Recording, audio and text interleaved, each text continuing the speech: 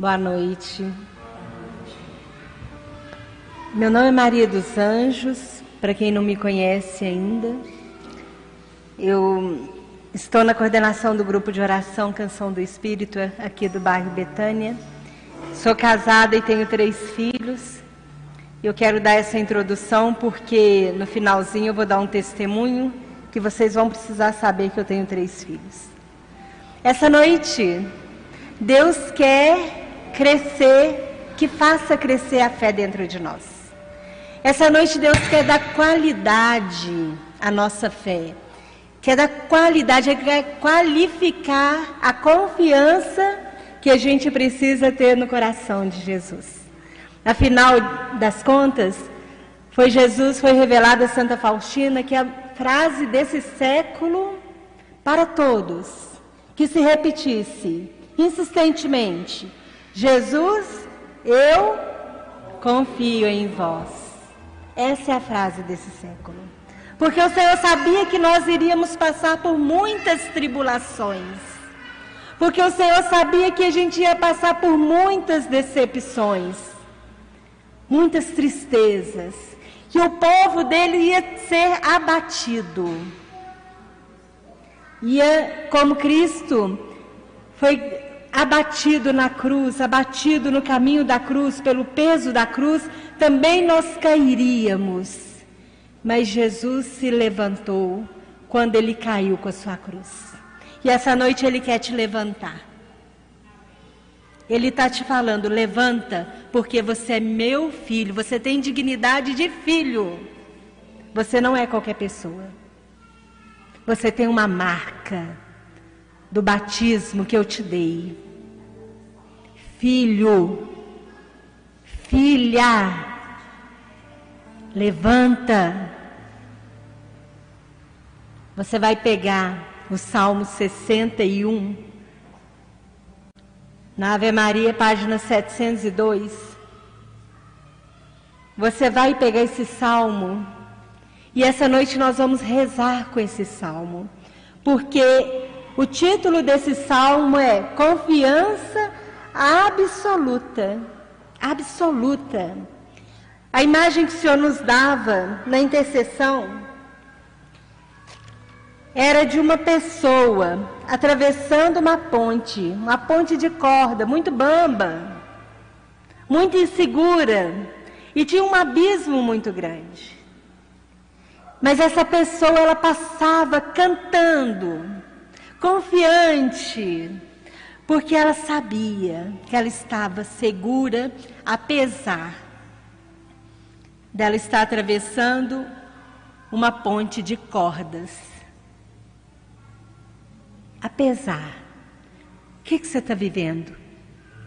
Apesar disso, o Senhor te chama a confiança nessa noite. Preste atenção no que diz esse salmo. Só em Deus repousa minha alma. Só dele me vem a salvação. Só ele é o meu rochedo, minha salvação, minha fortaleza. Jamais vacilarei. Até quando juntos atacareis o próximo para derribá-lo, como a uma parede já inclinada, como a um muro que se fendeu? Sim, de meu excelso lugar pretendem derrubar-me, eles se comprazem na mentira. Enquanto me bendizem com os lábios, amaldiçoam-me no coração. Só em Deus repousa minha alma. É dele que me vem o que eu espero. Só ele é meu rochedo e minha salvação, minha fortaleza, jamais vacilarei. Só em Deus encontrarei glória e salvação. Ele é meu rochedo protetor. Meu refúgio está nele. E agora para nós, escuta. Ó povo, confia nele de uma vez por todas. Expandi em sua presença os vossos corações. Nosso refúgio está em Deus. Palavra do Senhor. Ó povo, ó Maria, ó José, ó Antônio. Confia nele de uma vez por todas. Confia. É o Senhor que vem nos exortar nessa noite. O salmista vem falar que a minha alma vai repousar no Senhor. Vai ter até mesmo o Salmo 130, que vai falar o seguinte: eu mantenho em calma e sossego a minha alma, tal como uma criança no seio materno. Assim está a minha alma em mim mesmo. Por que ele vai falar isso? Porque a esperança dele está no Senhor.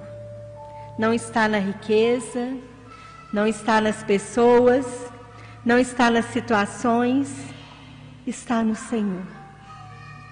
E confiança é isso. Confiança é essa fé inabalável. Confiança é você acreditar com firmeza. Confiança é aquele que não duvida em momento nenhum.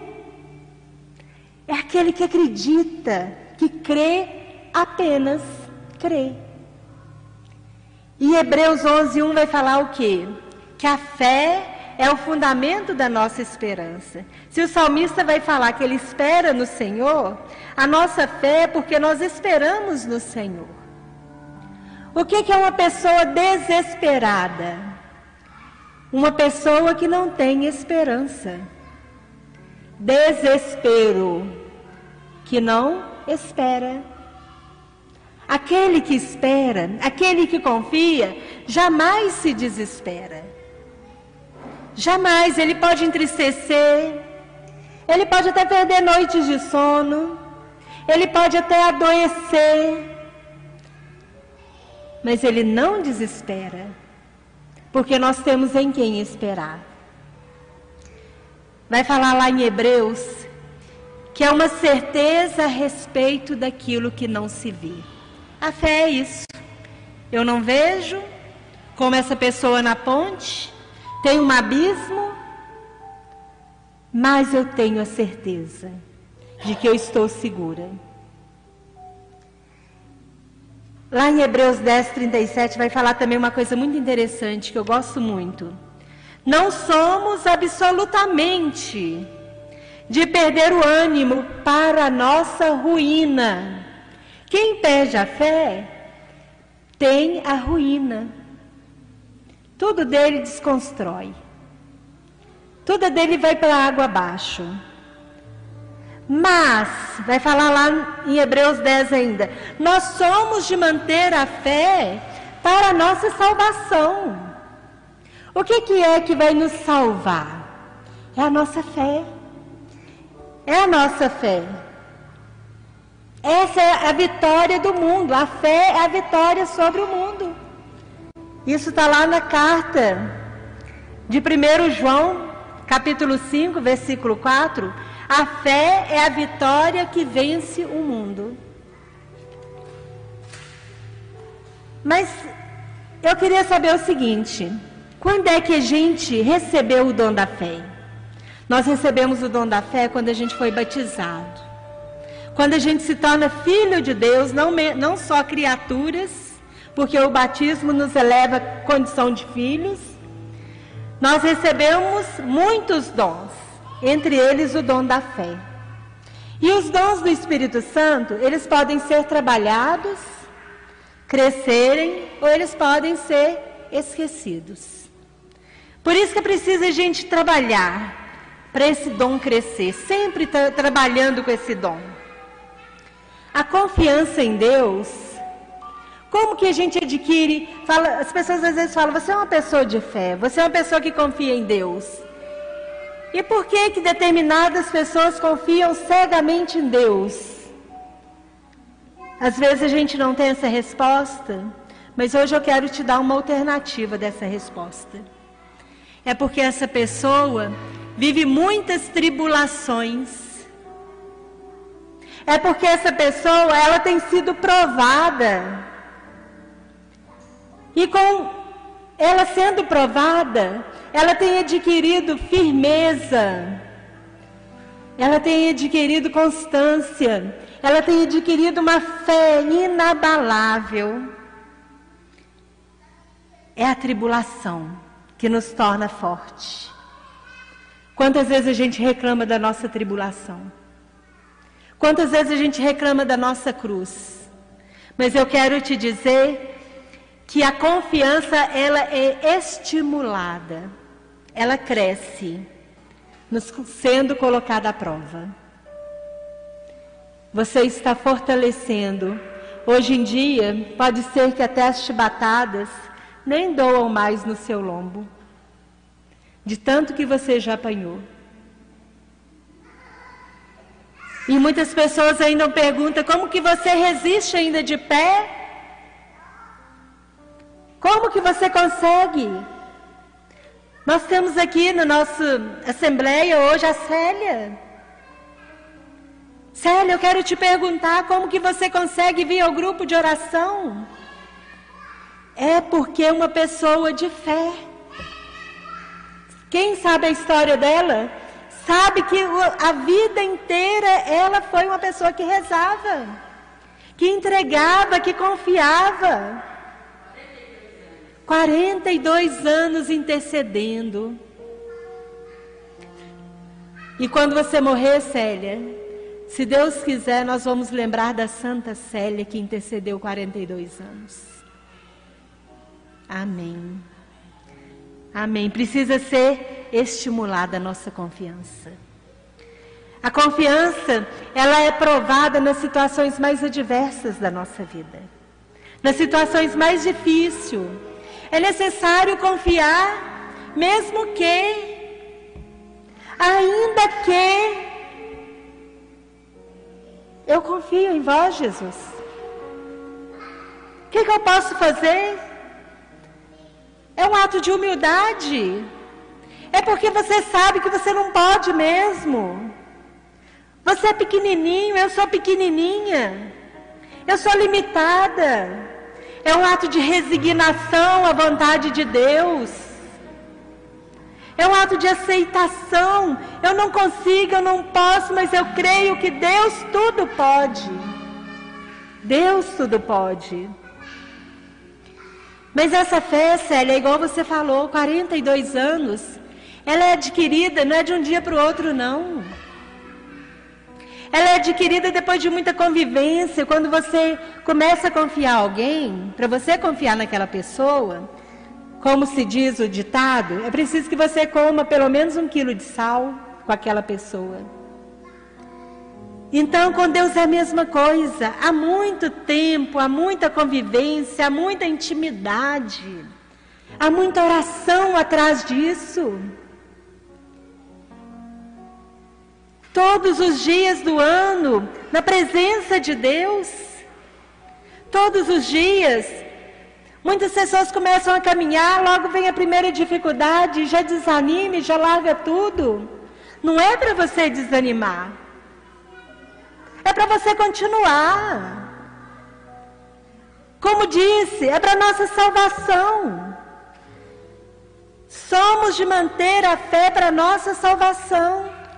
Jesus vai falar, aquele que permanecer firme, esse será salvo. E por que a gente consegue confiar? Vai falar 2 Timóteo capítulo 1:12, porque eu sei em quem eu pus a minha confiança. Essa é a diferença. Eu sei em quem eu coloquei.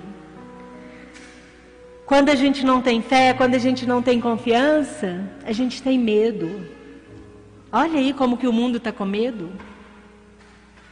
O mundo está apavorado. E eu fico pensando às vezes, eu tomo todos os meus cuidados possíveis, mas eu quero te falar uma coisa, eu não tenho medo. Eu não tenho medo.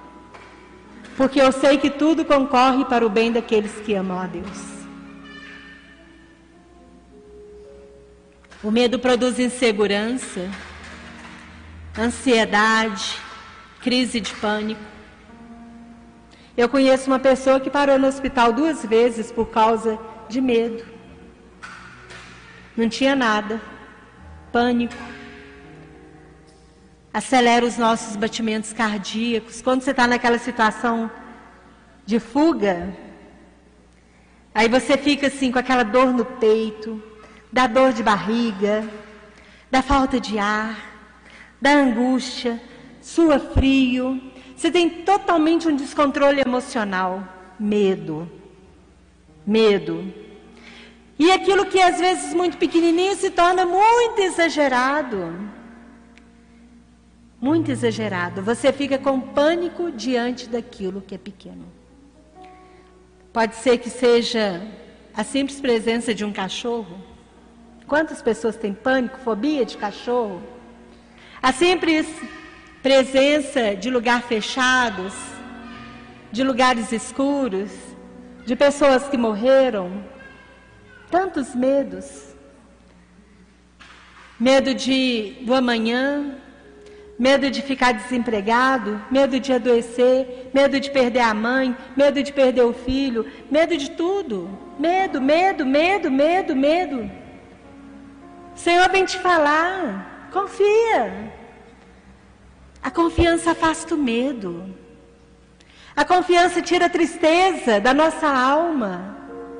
A confiança, ela tira aquela angústia, aquele abafamento que está dentro do nosso peito. Ela traz frutos de alegria e de paz. São frutos do Espírito Santo. Sabe como que os santos venceram a noite escura? E vocês sabem muito bem que teve santos que tiveram noites escuras por anos, sem sentir o mínimo da presença de Deus na sua vida. De até mesmo chegar diante da noite escura a duvidar, será que Deus existe? Mas porque eles confiavam. Eles confiavam plenamente. Uma coisa que a gente não pode esquecer é que nós somos filhos de Deus. Que Deus cuida de nós. Que nós somos não só filhos, mas escolhidos, predestinados. Que nós somos instrumentos de Deus nesse mundo tenebroso. Para que Deus seja glorificado, o seu sofrimento é para a glória de Deus. Para que as pessoas possam olhar para você e vai falar: você tem a convicção que Deus existe? Você tem plena convicção, tem fé em Deus? E você vai testemunhar com a sua vida que Deus é bom. Deus é bom. Uma vez o meu filho, ele estava com 17 anos, ele estava formando o 2º grau. E ele tinha sido desempregado do estágio dele, faltava 15 dias só para ele fechar o estágio dele. Quando chegou em casa, eu perguntei, ele assim: eles te dispensaram mais cedo hoje? Ele falou: não, mãe, fui dispensado de vez. Eu pus a mão na cabeça e falei: meu Deus, 15 dias para você conseguir fechar esse estágio, e agora? Mas muito mais assustada com a notícia, eu fiquei assustada com a resposta. Ele virou para mim e falou assim: mãe, Jesus, eu confio em vós, não é uma expressão, é um modo de viver. Eu fiquei boquiaberta. E eu vou te falar uma coisa: nunca faltou emprego para esse filho. Nunca. Porque acho que agradou tanto o coração de Deus. É um jeito de ser. Eu confio em vós. Você não confia só agora. Você confia na alegria, na tristeza, na saúde, na doença. Confia sempre. Mesmo que você esteja em cima dessa ponte balançando. Mesmo que o vento seja contrário, você confia.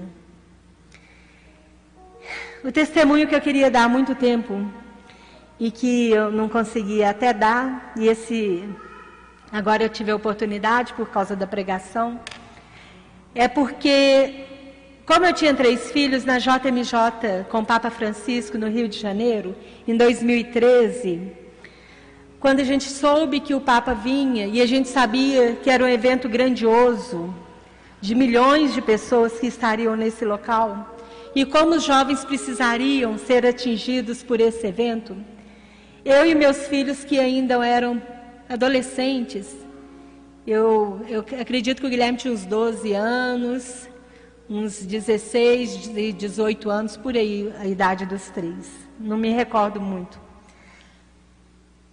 E esse evento, ele teve assim uma grande repercussão. E nós começamos, quando soubemos que o Papa vinha, nós começamos a interceder, eu e meus filhos. A gente sempre colocava em oração, vamos rezar pela JMJ, porque os jovens sejam tocados. E rezamos, e fizemos até penitência por causa do evento do JMJ. Eu sei que quando nós fomos com a comunidade aqui, a nossa comunidade, nós ficamos na Barra da Tijuca. E eu fiquei separada dos meus filhos, porque a gente sabe que a comunidade ela lida assim, os homens de um lado, as mulheres do outro. Mas eu vim com um combate espiritual tão grande dentro de mim, mas tão grande, porque eu vi aquela multidão, milhões de pessoas, e eu pensei, eu fiquei desesperada, eu vou perder meus filhos nessa multidão. Eu não vou conseguir acompanhá-los, esses meninos vão se perder por aí, como que eu vou fazer? Eu fiquei apavorada. Mas, na medida que as coisas iam acontecendo, Deus ia me mostrando como que eu deveria agir, como que eu ia fazer para encontrar com eles e tudo. Quando chegou no sábado, que a gente foi mais, acho que na quinta-feira, se eu não me engano, ou na quarta. Quando chegou no sábado, teve um encontro que chamou Caminhada das Nações. É uma caminhada lindíssima, em que todos os países, eles vão desfilando. Eram uns 200 países, mais ou menos, e ali passava a Argentina, o Uruguai, a Bolívia, a Espanha, em blocos de países cantando e louvando a Deus em 10 quilômetros. Foi assim a coisa mais excepcional que eu vi na minha vida, porque sem tumulto nenhum, sem correria, sem confusão nenhuma. O próprio Rio de Janeiro ficou encantado de ver até mesmo que quando acabou o evento JMJ, as praias estavam limpas. Eles limparam tudo, coisa que não acontece com o Carnaval, coisa que não acontece com o Réveillon, que não acontece com evento nenhum no Rio de Janeiro. Testemunho dos cristãos. E nessa caminhada das nações, nós caminhamos muito. E eu cheguei em casa já às mais de 10 horas da noite, o dia inteirinho fora. E o Guilherme chegou, ele tem o pé chato, ele chegou com o pé muito inchado. Não estava dando conta de colocar as plantas do pé no chão. E eu pensei, perdi a missa do Papa, no domingo, que era a missa com ele. Quando eu acordei, no sábado ainda, que ele chegou, despedi dele, e eu particularmente fiquei numa escola de inglês. E eu não conseguia dormir umas 2 horas essa noite e não conseguia mais dormir. E eu fui lá para o corredor dessa escola e rezei a noite inteira. Peguei o meu texto e rezei diante da imagem de Nossa Senhora de Fátima. Nossa Senhora de Fátima estava no corredor e eu vi dar 1 hora, 2 horas, 3 horas e o povo começando a sair para participar de uma missa que seria às 10 da manhã. Às 2 horas da manhã o povo já estava começando a se deslocar. E aquele povo indo embora, e eu com o coração muito entristecido, porque eu não iria participar da Santa Missa com o Papa. Quando foi mais ou menos umas 9h30, eu já estava com os meus filhos, não dormi nada, e alguém passou, um rapaz da comunidade passou e falou assim, mas você não vai lá na missa? Aí eu peguei e falei assim, não, porque o Guilherme está passando mal. Aí ele falou assim, mãe, já dá para eu ir, eu já consigo, melhorei essa noite, pôr no pé de repouso. Então eu perguntei, você aguenta mesmo, filha? Aguento. E ele sempre foi muito resistente, o Guilherme, para essas coisas. Nós pegamos o ônibus, já não consegui mais parar em Copacabana, que era o evento, mas eu fiquei em Ipanema, porque foi colocado telões ao longo de toda a praia, então eu não consegui ficar nem mesmo naquele bairro. Nós ficamos em Ipanema. E aí, eles falaram assim comigo, os meus filhos: mãe, nós viemos à praia aqui, a gente não vai entrar nem um pouquinho no mar. Eu falei assim: eu vou buscar aqui ver se eu acho uma loja para eu achar algum calção, porque eles estavam com calças muito pesadas. Se eu achar algum calção, eu deixo vocês entrarem. E eu saí procurando pelas ruas, só que todas as lojas completamente fechadas. Mas ao procurar esse calção pelas lojas, eu me deparei com um carro maravilhoso, todo ornado de rosas brancas, que era a imagem visitadora de Nossa Senhora de Fátima, de Portugal. Vinha direto de Portugal. E eu rezei a noite inteira com Nossa Senhora de Fátima. E naquele momento, eu fiz uma oração muito profunda de confiança. Falei: Nossa Senhora, eu quero te entregar os meus filhos. Eles não são meus filhos, eles são seus filhos. Eu te peço, mãe, coloca o teu manto sobre eles. Proteja-os de todo mal. E fui rezando e fui rezando. Voltei lá para a beira onde os meninos estavam, na praia. Participei da Santa Missa com eles. E no final da missa, era muita gente para ir embora. Aí eu falei assim: vamos esperar metade, um pouco desse povo deslocar, porque a gente não vai conseguir pegar nada, nem ônibus, nem metrô, nem nada. E aguardando o povo indo embora, eles perguntaram se poderia entrar na água. Eu falei assim: pode entrar um pouquinho. No que eles entraram na água, eu cochilei 5 minutos. Cochilei, de cansada que eu estava, muito cansada. Parece que veio um anjo e me acordou, me balançou. De repente eu acordei assim, e eu vi uma muvuca lá na beira da praia. Eu falei: gente, que confusão que é aquela ali. Deixa eu lá ver o que está acontecendo, que eu não vi os meninos ali perto. A hora que eu cheguei lá, a confusão era com os meus filhos, com os 2 mais novos, o Tiago e o Guilherme. E aí os bombeiros xingando, mas xingando mesmo. E eles queriam falar alguma coisa, eu fazia silêncio, não fala nada. E eu via na boca dos bombeiros a raiva de Satanás contra a Igreja Católica. Porque eles falavam contra a Igreja.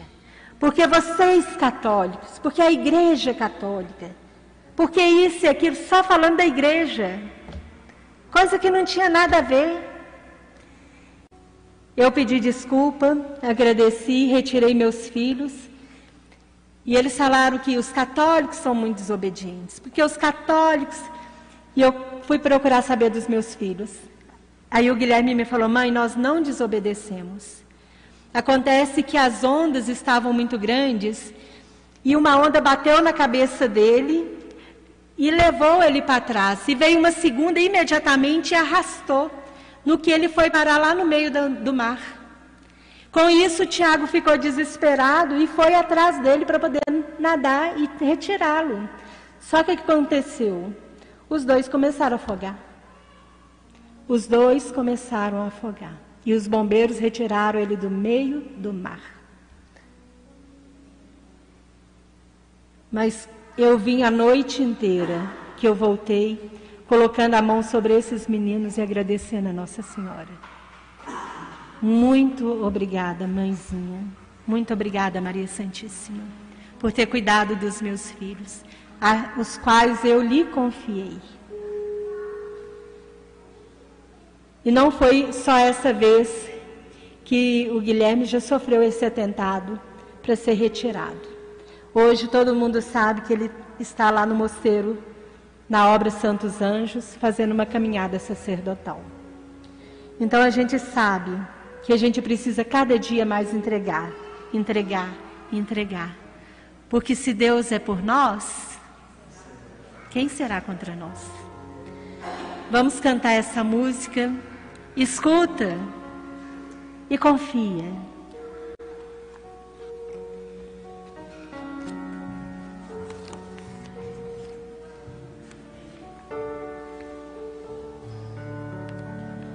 Deus é maior que as suas feridas. Deus é maior que as suas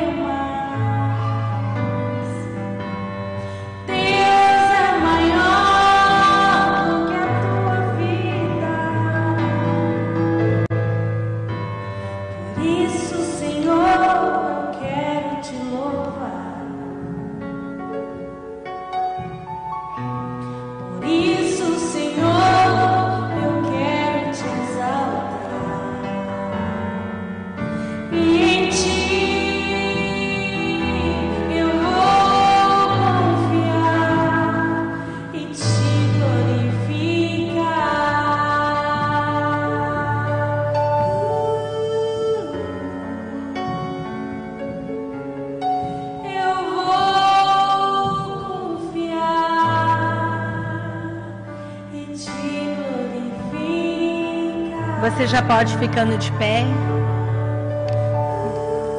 E você vai responder ao Senhor. Fala assim: Senhor Jesus, eu quero confiar. Eu quero te glorificar. Porque o Senhor é a minha luz e salvação. A quem eu temerei? A quem eu temerei? Senhor Jesus, eu te peço, no dia mau, me esconda. Senhor Jesus, quando os inimigos me cercarem, me livra de todo mal, me livra de toda armadilha. Senhor Jesus, nesta noite, eu quero publicar os teus louvores. Eu quero afirmar com todo o meu coração que eu confio em vós. Senhor Jesus, escuta as minhas preces. Senhor Jesus, eu quero me entregar inteiramente aos vossos cuidados, pelas mãos da Santíssima Virgem Maria, com a proteção de São Miguel Arcanjo. Amém. Ave Maria, cheia de graça, o Senhor é convosco. Bendita sois vós entre as mulheres, bendito é o fruto do vosso ventre, Jesus. Santa Maria, Mãe de Deus, rogai por nós, pecadores, agora e na hora de nossa morte. Amém. Então, lembrando que a partir da manhã a gente tem o Tríduo do Sagrado Coração de Jesus, 7h30 aqui nessa igreja, terça, quarta e quinta, sexta-feira a festa do Sagrado Coração e sábado, 8 horas da manhã, a missa do Imaculado Coração de Maria. Todos são convidados para essa festa lindíssima. Estivemos reunidos, vamos permanecer até segunda-feira que vem, em nome do Pai, do Filho e do Espírito Santo. Amém. A alegria do Senhor é a nossa força. Vamos em paz e o Senhor nos acompanhe. Graças a Deus, palmas para Jesus. Os que confiam no Senhor revigoram suas forças se